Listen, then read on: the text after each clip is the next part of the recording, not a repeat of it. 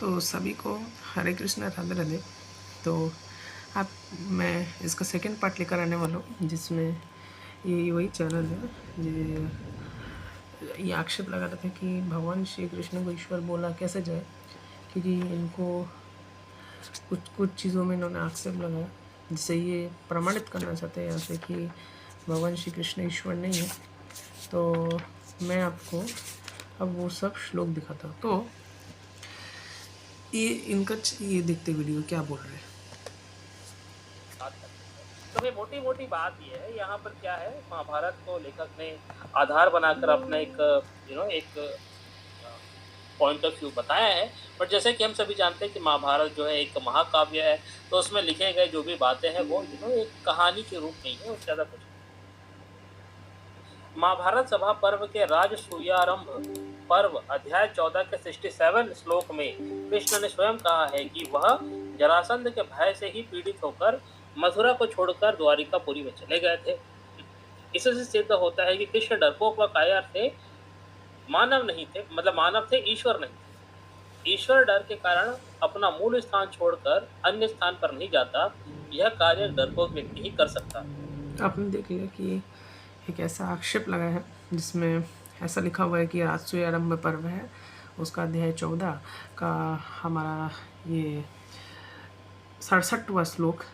तो उसमें हम देख सकते हैं, उसमें ऐसा लिखा है कि कृष्ण ने स्वयं कहा कि जरासंध के भय से पीड़ित होकर मथुरा को छोड़कर द्वारकापुरी में चले गए थे। इससे सिद्ध होता है श्री कृष्ण डरपोक व कायर थे। तो इससे ये सिद्ध कर दिया इन लोगों ने कि भगवान श्री कृष्ण ईश्वर ही नहीं है।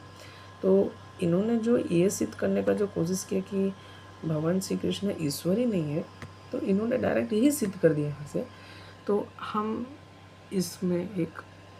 इसका जवाब देने का पूरा कोशिश करेंगे। तो मैंने यहाँ रेफ्यूटेशन लिख के रखा था। तो रेफ्यूटेशन है कि इसी अध्याय को पूरा पढ़ना है और 15 से 17 पढ़ना है। तब तक के लिए मैं, अगर ये मेरा वीडियो देख रहे हैं तो मैं इनके लिए मैंने ये भगवद गीता रखा है। इसी महाभारत को भीष्म पढ़ लेते हैं तो ज़्यादा अच्छा रहता है। तो यहाँ पे देखिए ये अध्याय 10 है, तो अध्याय 10वां का चौथा और 5वां श्लोक देखिए। बुद्धिर ज्ञानम सम्मोहो क्षमा सत्यम दमः शमा सुख दुखम भवो अभावो भयम चा भयम मेव च। तो अहिंसा समतो तुष्टि स्तुपो दानम यशु अयशः भवन्ति भावभूतानां मत एव पृथग विदा। तो इसका मतलब ये है कि बुद्धि, ज्ञान, संशय तथा मोह से मुक्ति, क्षमा भाव, सत्यता, इंद्र निग्रह, मन निग्रह, दुख तथा दुख, सुख तथा दुख, जन्म मृत्यु, भय अभय, अहिंसा, समता, तुष्टि। और फिर आपका हाँ देखिए भय भय भय, फिर आप देखिए भय, फिर तब दान, यश तथा अपयश, फिर जीवों के ये विविध गुण मेरे से उत्पन्न हुए। तो अब देखिए जब भय भगवान से उत्पन्न हुआ है, आपका भय भी भगवान से उत्पन्न हुआ है, तो भगवान को कैसे भय लगेगा? भय तो भगवान से उत्पन्न हुआ है। तो ये जो पाखंड फैलाने की कोशिश किया जा रहा है कि आपका भय भगवान भय हो गए। अब देखिए ऐसा लीला भगवान क्यों करते हैं? ऑब्वियसली देखिए भगवान मानव लीला करते हैं ताकि मानव लीला को लोग श्रवण करके उनमें आसक्त हो सके। तो इसका मतलब नहीं है कि वो भय लीला करें। जिस प्रकार एक कमल, आपका कमल का फूल होता है ना, कमल का फूल इस कीचड़ में रहकर भी कीचड़ में के कांटेक्ट में नहीं आता, वो कीचड़ के कांटेक्ट में नहीं आता। सोचो कीचड़ में ही उग रहा है लेकिन कीचड़ के कांटेक्ट में नहीं आता कमल का फूल। वैसे ही भगवान आध्यात्मिक जगत से इस भौतिक जगत में जब वो लीलाएँ करते हैं, भौतिक जगत में जब बद्ध जीवात्माओं के साथ वो जब वो लीलाएँ करते हैं, तो उसी प्रकार उसी समय समस्त भौतिक कलेशों, भौतिक अवगुणों से अप्रभावित रहते हैं। पता है ना आपको? तो इसी में मैं आपको बताना चाह रहा था कि जब आपका ये जो भय है, ये क्या लिखा? भय, भयम, डर। तो क्या लिखा? भयम, डर, फिर देखिए मतः, मुझसे। तो भय मुझसे व्यवस्थित है, तो यहाँ पे मेरे द्वारा ही उत्पन्न है। तो जब भय भगवान के द्वारा उत्पन्न है, भय वाला गुण ही भगवान के द्वारा उत्पन्न है। तो तुम मतलब कितना मतलब आप समझे कि यह प्रोपेगेंडा फैलाया जाता है। और मतलब कोई क्या मतलब कौन सा नशा करके क्या लिख देता है।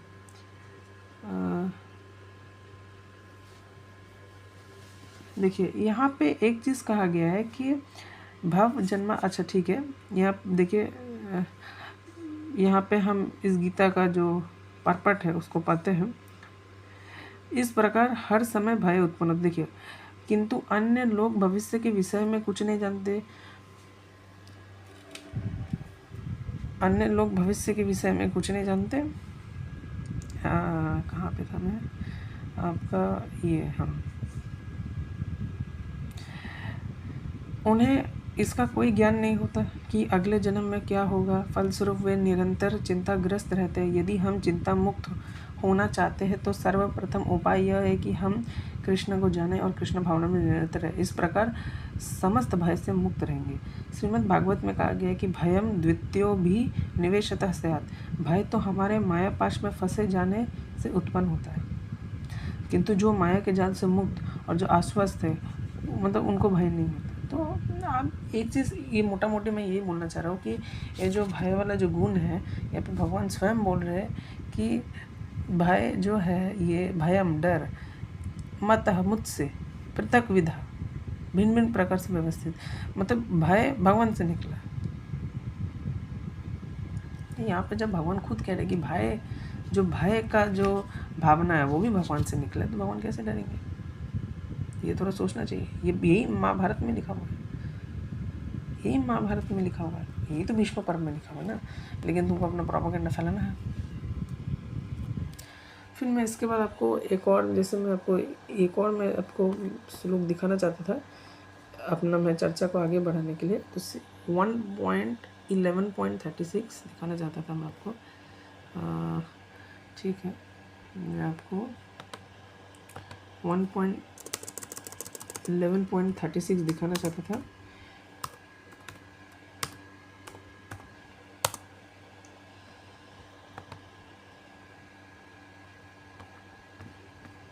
तो अगर आप इसको देखेंगे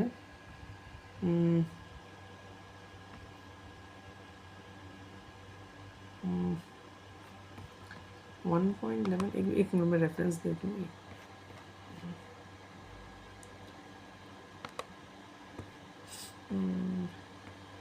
ठीक है, मुझे वो रेफरेंस मिल नहीं रहा है, कुछ अलग ही और ही रेफरेंस है। अगर मुझे रेफरेंस मिलेगा तो मैं आपको भेज दूँगा। तब तक जो मेन पॉइंट है आते हैं, फिर अब आप देखिए आगे। महाभारत अनुशासन पर्व ठीक है, अब ये टॉपिक चेंज कर दिया। तो अब मैं महाभारत पढ़ता हूँ। ये रहा महाभारत।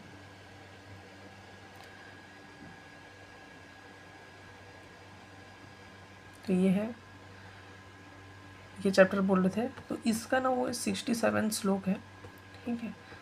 तो 67 श्लोक है इसका एक्चुअली। तो 67 श्लोक में लिखा हुआ है, महाराज उस समय हम भी जरासंध के भय से पीड़ित हो मथुरा को छोड़कर द्वारकापुरी में चले गए। तो मैं बोलता थोड़ा पूरा पढ़ने का कोशिश प्रयास करते हैं हम लोग। तो यहाँ पे देखिए भगवान श्री कृष्ण क्या कह रहे हैं, महाराज आप में सभी सद्गुण विद्वान हैं, अतः आप राजसूय करने के लिए योग्य है। भारत आप सब कुछ जानते हैं, तो भी आपके पूछने पर मैं इस विषय में कुछ निवेदन करता हूँ। जमद अग्निनंदन परशुराम ने पूर्व काल में सभी, या पढ़ लीजिए, ठीक है ठीक है ठीक है ठीक है। फिर पृथ्वी में ये सब पढ़ लीजिए। जो मेन चीज़ है मैं वहाँ पे आना चाहता हूँ। फिर इसको पढ़ लीजिए।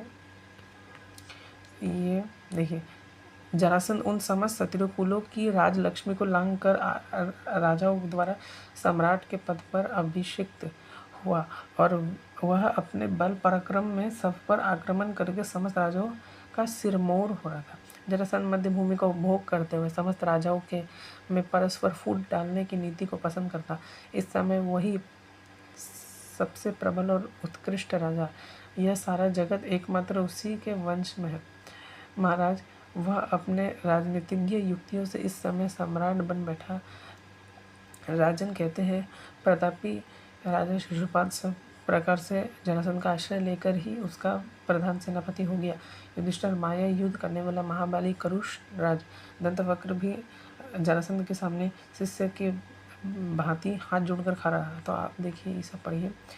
देखिए फिर ये अब पढ़िए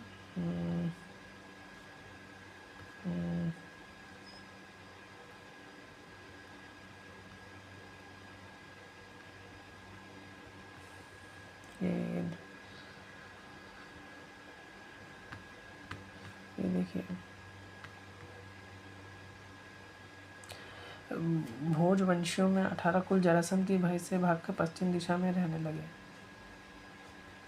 फिर शूरसेन भद्रकाल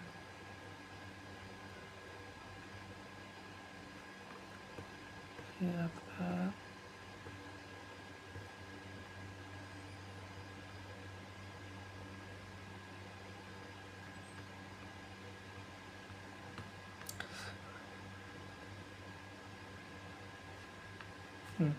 फिर हम पढ़ते हैं शूरसेन भद्रकाल बोध ये सब जितने भी हैं पीड़ित ही दिशा को उत्तर दक्षिण दिशा का ही आश्रय ले चुके। उसी प्रकार समस्त पांचाल देश से क्षत्रिय जरासंध के भय से दुखी हो अपने राज्य छोड़कर चारों दिशा में भागे। कुछ समय पहले की बात है। व्यर्थ बुद्धि वाले कंस ने समस्त यादवों को कुचल कर जरासंध की 2 पुत्रियों के साथ विवाह किया। उनके नाम थे हस्ती प्रस्ती विदुर अमलाय। सहदेव की छोटी बहन थी निस्तार। बुद्धि वाला कंस जरासंध के ही बल से अपने जाति भाइयों को अपमानित करके सबका प्रधान मन बैठा था। उस समय उसका बहुत बड़ा अत्याचार था। उस दुरात्मा से पीड़ित हो भोजराज वंश के से बूढ़े लोगों ने जाति भाइयों की रक्षा के लिए हमसे प्रार्थना की। तब मैंने आहू की पुत्री सुतनु का विवाह अक्रूर से करा दिया। और ऐसे ऐसे सब हुआ। मैं आपको बता रहा हूँ यदि हम लोग शत्रुओं का अंत करने में बड़े बड़े अस्त्रों द्वारा निरंतर आघात करते रहे तो भी 300 वर्षों में भी उनकी सेना नाश नहीं होगी, क्योंकि बलवानों में श्रेष्ठ हंस और डिम्भम उसके सहायक है, जो बल में देवताओं के समान है। उन दोनों को यह वरदान प्राप्त है कि वे इसी अस्त्र शस्त्र से नहीं मारे जा सकते। भैया युधिष्ठिर, मेरा तो ऐसा विश्वास है कि एक साथ रहने वाले ये दोनों वीर हंस और डिम्बक तथा पराक्रमी जरासंध ये दोनों मिलकर तीनों लोगों का सामना करने के लिए पर्याप्त थे। बुद्धिमानों में नरश्रेष्ठ यह केवल मेरा मत नहीं है, दूसरे भी जितने भोपाल हैं उन सबका यही विचार है। जरासंध के साथ जब 17वीं बार युद्ध हो रहा था तो हंस नाम से प्रसिद्ध कोई दूसरा राजा लड़ने आया। वह युद्ध में बलराम जी के हाथ से मारा गया। भारत यह देख किसकी सैनिक से चिल्ला रहा था, हंस मर गया राजन। उसी की यह बात कान में पड़ते ही डिम्बक अपने भाई को मरा हुआ जान यमुना जी में कूद पड़ा। मैं हंस के बिना इस संसार में जीवित नहीं रहता है, ऐसा निश्चय करके डिम्बक ने अपनी जान दे दी। फिर देखिए ये आप पढ़िए शत्रुशूदन उसके इस लौटने पर पुनः मथुरा आनंदपूर्वक रहने लगा। राजेंद्र जब पति के शोक से पीड़ित हुई कंस के कमल लोचना भारी अपने पिता मगध नरेश जरासंध के पास जाकर उसको उकसाने लगी तो मेरे पति के घातक को मार डाला। फिर आप देखिए ये पढ़िए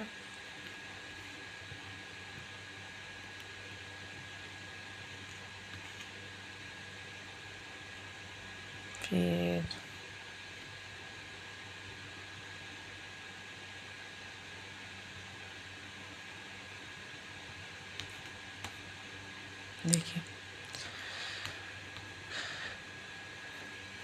देखिए फिर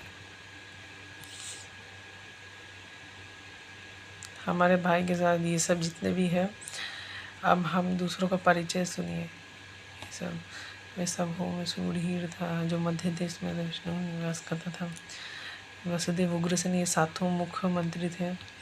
फिर ये शिरोमणि आप सदा ही सम्राट के गुणों से युक्त तथा भारत आपको क्षत्रिय में सम्राट बना देना चाहिए। दुर्योधन भीष्म द्रोण अश्वत्थामा कृपाचार्य कर्ण शिशुपाल रुक्मी ये जितने भी लोग हैं ये कैसे कर सकते। फिर आप ये पढ़िए मानुष सिंह ने फिर उसने सब राजाओं को जीतकर गिरिव्रज में इस प्रकार कैद रखा। मानुष सिंह ने किसी महान पर्वत की गुफा में बड़े बड़े गजराजाओं को रोक रखा था। जरासंध ने ये देखे, क्योंकि उसने सेना के साथ आए हुए राजा को एक एक करके जीता था और अपनी राजधानी में लाकर उन्हें कैद करके राजाओं का बहुत बड़ा समुदाय एकत्र कर लिया। महाराज, उस समय हम भी जरासंध के भय से पीड़ित हो गए थे और मथुरा को छोड़कर द्वारकापुरी में चले गए।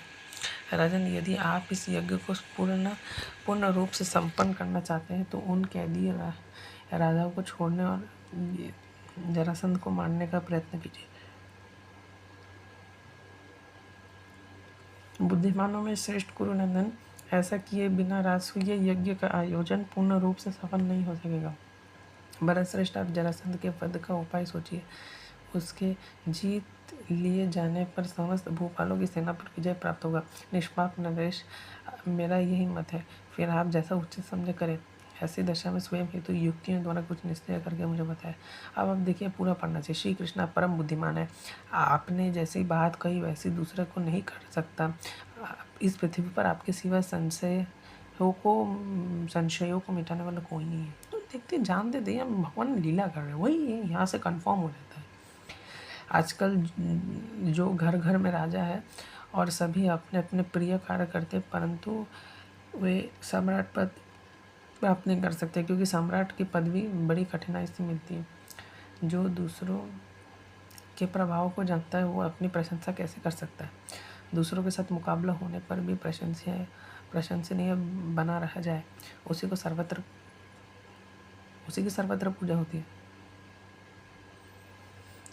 वृष्णि कुलभूषण, यह पृथ्वी बहुत विशाल है, अनेक प्रकार के रत्नों से भरी हुई। मनुष्य दूर जाकर सत्पुरुषों का संग करके यह नहीं समझ पाता कि अपने कल्याण कैसे होगा। मैं तो मन और इंद्रियों के संयम को ही सबसे उत्तम मानता हूँ, उसी से ही मेरा भला होगा। राजसूय यज्ञ का आरंभ करने पर भी उसके फलस्वरूप ब्रह्मलोक की प्राप्ति अपने लिए असंभव है, यही मेरी धारणा है। जनार्दन, ये उत्तम कुल से उत्पन्न मनस्वी सभ्य ऐसा जानते हैं कि इनमें कभी कोई श्रेष्ठ सर्व विजय भी हो सकता है। पाप रहित माँ भाग हम भी जरासंध के भय से तथा उसकी दुष्टता से सदा संचित रहते हैं। किसी से परास्त न होने वाले प्रभु, देखिए भगवान को क्या बोला, किसी से परास्त न होने वाले प्रभु। फिर ऊपर क्या उपमा दिया गया था उनको कि समस्त संशयों को मिटाने वाले। तो आप ये देखिए, जब उनको यहाँ बोला गया कि किसी से परास्त ना होने वाला है, तो ऑब्वियसली यहाँ से कंफर्म हो जाता है। और भगवत गीता में इसी भीष्म पर्व में ये लिखा है कि जो भय है वो भी भगवान से उत्पन्न होता है। भय का जो ये है वो भी भगवान से उत्पन्न होता है, तो वो भी भगवान से उत्पन्न होने वाला गुण है। तो आप ये देखिए कितना मतलब मूर्खतापूर्ण आक्षेप हो गया ये। भगवान मानव से लीला ही कर रहे हैं बस यहाँ पे। इसका मतलब नहीं है कि वो सच में डर गए। वो तो चाहे तो मतलब सब कुछ एक चुटकी बजा के ख़त्म कर सकते हैं, एक ऐसी चुटकी बजा ख़त्म। सब मैं तो आपके ही बाहुबल पर भरोसा रखता हूँ। जब आपके ही जरासंध से संक्षिप्त है, तब तो मैं अपने को उसके सामने कदापि बलवान नहीं मान सकता। महाबाहु माधव, आपसे, बलराम जी से, भीमसेन से अथवा अर्जुन से वह मारा जा सकता है या नहीं? वार्ष्णेय, आपकी शक्ति अनंत है। यह जानते हुए मैं बार बार इस पर विचार करता हूँ। केशव, मेरे लिए सभी कार्यों में आप ही प्रमाण है। युधिष्ठिर का यह वचन सुनकर बोलने में चतुर भीमसेन ने कहा, भीमवाच। फिर भीमसेन बोले, महाराज, जो राजा उद्योग नहीं करता तथा जो दुर्बल होकर भी उचित उपाय अथवा युक्ति से काम न लेकर जो राजा उद्योग नहीं करता तथा जो दुर्बल होकर भी उचित उपाय अथवा युक्ति से काम ना लेकर किसी बलवान से भिड़ जाता है, वे दोनों दिमकों के बनाए हुए मिट्टी के ढेर के समान नष्ट हो जाते हैं। परंतु जो आलस्य त्याग कर उत्तम युक्ति और नीति से काम करते हैं, वो दुर्बल होने पर भी बलवान शत्रु को जीत लेता है और अपने लिए हितकार एवं अभिष्ट व्यर्थ प्राप्त करता है। श्री कृष्ण में नीति है, मुझ में बल है, अर्जुन में विजय की शक्ति है। हम तीनों मिलकर मगध जरासंध के वध का कार्य पूर्ण कर लेंगे, ठीक उसी तरह से जैसे 3 अग्नियां यज्ञ को सिद्ध कर देती है। गोविंद, आप बुद्धि बल का आश्रय लेकर धर्मराज युधिष्ठिर सब कुछ पा सकते हैं, जिनकी सदा रक्षा करने वाला आप ही है। तो आपने देखा यहाँ पे भगवान श्री कृष्ण नीति के तरीके से लड़ना चाह रहे थे, इसलिए वो ऐसा बोल रहे हैं। हालांकि ऐसा नहीं है। अब देखिए, आप ये खुद देखिए कि जब उनको बोला जा रहा है कि आप किसी से हार नहीं सकते, सारे मुसीबत को आप ख़त्म होने कर सकते हैं। भगवद गीता के 10वें अध्याय के 4 से 5वें श्लोक में क्या लिखा कि जो भय है वो भी भगवान से उत्पन्न हो रहा है। तो जरासंध जो वो जो भय का जो भावना है ना, वो भी भगवान से उत्पन्न हो रहा है। तो सच में भगवान डर गए, आपको ये समझना चाहिए। आप पूरा महाभारत पढ़ेंगे तो वही आपको समझ आएगा। मतलब सोचिए कितना चेरी पिकिंग कर दी, ये पूरा नहीं पढ़ा यहाँ तक। फिर देखिए, कृष्ण हुआ राजन, अज्ञानी मनुष्य बड़े बड़े कार्यों को आरंभ तो कर देता है परंतु उसके परिणाम की ओर नहीं देखता। अतः केवल अपने स्वार्थ साधन में लगे हुए विवेक शून्य शत्रु को व्यवहार को वीर पुरुष नहीं कह सकते। युवनाश के पुत्र मानधता ने जितने योग्य शत्रुओं को जीतकर सम्राट का पद प्राप्त किया था, भागीरथ राजा का पालन करने से कार्तवीर्य, सहस्त्रबाहु अर्जुन तपोबल से तथा राजा भरत स्वाभाविक बल से सम्राट हुए थे। इसी प्रकार राजा मरुद अपनी समृद्धि के प्रभाव से सम्राट बने। जब तक उन 5 सम्राट का नाम हम नहीं सुना रहे, युधिष्ठिर व मानधता आदि एक एक गुण से सम्राट हो सकते हैं, परंतु आप तो संपूर्ण रूप से सम्राट पद प्राप्त करना चाहते हैं। साम्राज्य प्राप्त से जो 5 गुण, शत्रु विजय, ये तप, धन, समृद्धि और उत्तम नीति है, उन सबसे आप संपन्न हैं। परंतु भरत श्रेष्ठ, आपके मार्ग में भरदत्त का पुत्र जरासंध बाधक है। आप तो ये जान लेना चाहिए, क्षत्रियों में 100 कुल है, वे कभी उसका अनुसरण नहीं करता, अतः वह बल से अपना साम्राज्य स्थापित करना चाहते हैं। तो आप इसको पूरा पढ़िए। फिर आपने देखा कि ये लोग कितना आधा अधूरा दिखाते हैं। मतलब कुछ भी जो मन में आया, जो नशा कर लिया, फिर बगना शुरू कर दिया। आपने देखा कितना फिर बगना शुरू कर दिया। तो आधा अधूरा बोलेंगे, आधा अधूरा बोलते रहेंगे। अब ये आक्षेप नेक्स्ट ये लगाते हैं कि इनका नेक्स्ट आक्षेप सुनते हैं। दान धर्म पर्व के अध्याय 15 का श्लोक 6 से 8 में उल्लेख है कि कृष्ण ने पार्वती से सैकड़ों पुत्र प्राप्त होने आदि से संबंधित 4 वर मांगे थे। पार्वती जी ने कृष्ण को तदनुसार वर देने के साथ 16,000 रानियां होने का भी वर दिया था। गीता में कृष्ण ईश्वर बनने के दावेदार हैं, पर अनुशासन पर्व में वही कृष्ण पार्वती जी से अपने लिए पुत्र, धन धान्य, सैकड़ों पुत्रों की प्राप्ति की आड़ में सैकड़ों नारियों को भोगने हेतु प्रार्थना करते हैं। हाँ, इस बारे में हमने पहले भी बात करी थी कि जो अनुशासन पर्व में ये वाक्य आता है कि कृष्ण जो होते हैं वो पार्वती जी से वो वरदान वगैरह लेते हैं। वो सब 16,000 रानी की भी बात आती है। गीता के कृष्ण को ईश्वर बनाने के दावे की धज्जियां स्वयं व्यास जी की उड़ा रहे हैं। देखिए, तो मतलब इन लोगों में कोई दिमाग नहीं है, बिना हाथ पैर का बात करते हैं। मैं इसके ऊपर नेक्स्ट में वीडियो बनाऊंगा, लेकिन मैं अभी आपको शॉर्ट में बता देना चाहता हूँ कि इसने एक लाइन लिखा था कि देखिए, फिर बोला कि पर अनुशासन पर्व में वही कृष्ण पार्वती जी से अपने लिए पुत्र, धन धान्य, सैकड़ों पुत्रों की प्राप्ति की आड़ में सैकड़ों नारियों को भोगने हेतु प्रार्थना करते हैं। तो मैंने इसका रेफुटेशन यहाँ पे किया था कि इसलिए मैंने ये वीडियो बनाया था कि इस कृष्णा लष्टी पार्ट 1 के सच में भोगने के लिए पार्ट 2 मैंने बनाया और पार्ट 3 बनाया। तो अगर ये टोटल लगभग मतलब आपका लगभग 1 घंटा 50 मिनट का लगभग ये वीडियो है, 2 घंटे का लगभग है। तो आप इसे ये पूरा देखिए, और मैंने इसमें बहुत अच्छे से इस चीज़ को बताया है कि कहाँ से आक्षेप लगते, क्यों 16,000 है भगवान की रानियाँ जितने भी है, ठीक है। तो मैंने इसके यहाँ पे अक्षय से आक्षेप है कि सच में भगवान श्री कृष्ण ने उसके बाद भोगा, है ना। तो ये बहुत ही मतलब क्या अब दूसरा आक्षेप यहाँ पे ये लगता है ना कि आशीर्वाद मांगते हैं, आपका आशीर्वाद मांग रहे हैं। तो एक्चुअली आप ये जब पर्व पढ़ेंगे तो उसमें भगवान शिव जी और पार्वती मैया दोनों से आशीर्वाद मांगते हैं, दोनों से ये वर मांगते हैं, ठीक है। अब ये वर क्यों मांग रहे हैं? एक्चुअली वारा पुराण में इसका एक्सप्लेनेशन है। वारा पुराण में भगवान शिव जी जो है इस 73 अध्याय में कही है, मैं इसके ऊपर अगला डिटेल में आपको श्लोक दिखा दूंगा। वारा पुराण में ऐसा लिखा हुआ है कि इसमें भगवान शिव जी खुद बोलते हैं कि जब भी आप पृथ्वी पर अवतरित हो, आप मेरा गुणगान कीजिए, आप मेरे से वर मांगिए, आप मेरे गुणगान कीजिए, ठीक है। ये बातें लिखा हुआ है, इसलिए उस बात वाराह पुराण में वो बात को सिद्ध करने के लिए यहाँ पे ये नाटक हो रहा है। इसलिए आप देखेंगे ना कि भगवत गीता से पहले भगवान श्री कृष्ण शिव सहस्त्र नाम बोल रहे हैं, फिर आपका भगवान शिव जी पार्वती मैया से वर मांग रहे हैं। क्यों वर मांग रहे हैं, क्यों कर रहे हैं सब? क्योंकि वाराह पुराण में भगवान शिव जी ने इस चीज़ का रिक्वेस्ट किया था, मतलब वर मांगा था भगवान श्री कृष्ण से कि हे केशव, आप मुझे ऐसा वर दीजिए कि आप जब इस पृथ्वी पर धराधाम पर जब आप अवतरित होंगे तो आप मुझसे वर मांगिएगा और आप मेरी स्तुति करिएगा, ऐसा मेरी इच्छा है। तो वही महादेव का जो वाराह पुराण में जो इच्छा है, भगवान शिव का जो इच्छा है, वही भगवान श्री कृष्ण यहाँ पे पूरी कर रहे हैं। तो ये कितना आधा अधूरा दिखा रहा है, ये देखिए। और ये जितना भी ये जो बताया जा रहा है कि भोगने के लिए तो मैंने वो एक्सपोज मैंने किया है, वो 3 वीडियो मैंने इसलिए बनाया था, वो 3 वीडियो जो था इसलिए मैंने बनाया था।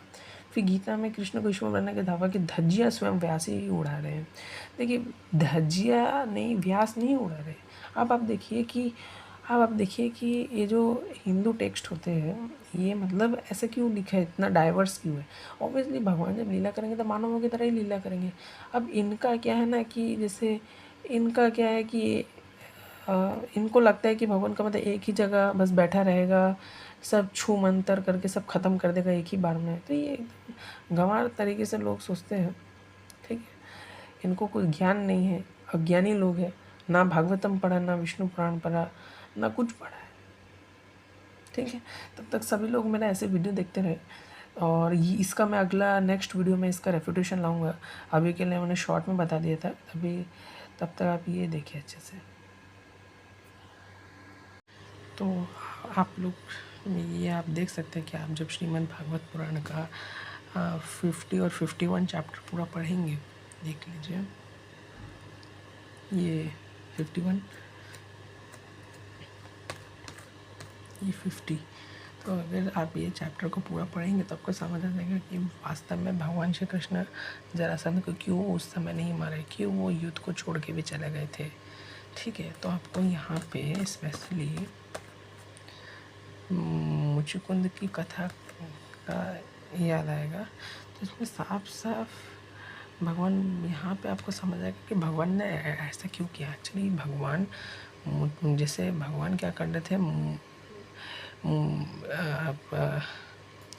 भगवान ऐसे क्यों कर रहे थे, तो आपको ये समझ आ जाएगा। तो आप ये दोनों चैप्टर भी बहुत ही इंपॉर्टेंट चैप्टर, आपको समझ आ जाएगा कि भगवान ने ऐसा क्यों किया था ये, ठीक है। ये चीज़ मुचुकुंद से रिलेटेड है, ठीक है। तब तक सभी को हरे कृष्णा, राधे राधे।